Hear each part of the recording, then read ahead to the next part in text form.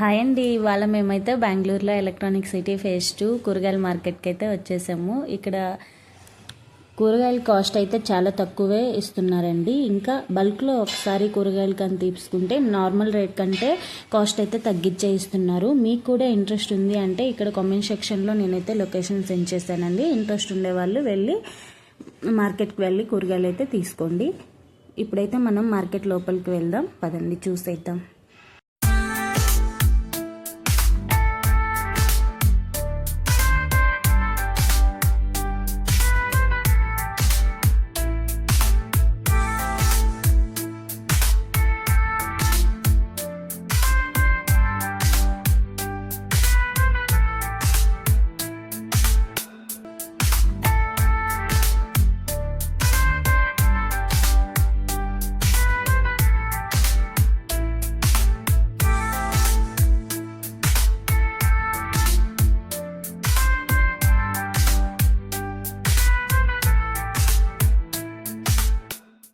చూసారు కదండి ఇవాళ కూరగాయలు ఇక్కడ ఎలా ఉన్నాయి ఏంటి అని. నేనైతే 1 వీక్ సరిపడా కూరగాయలు తీసుకున్నా కూడా నాకైతే మొత్తం కాస్ట్ కూడా కలిపి 450 మాత్రమే అయింది.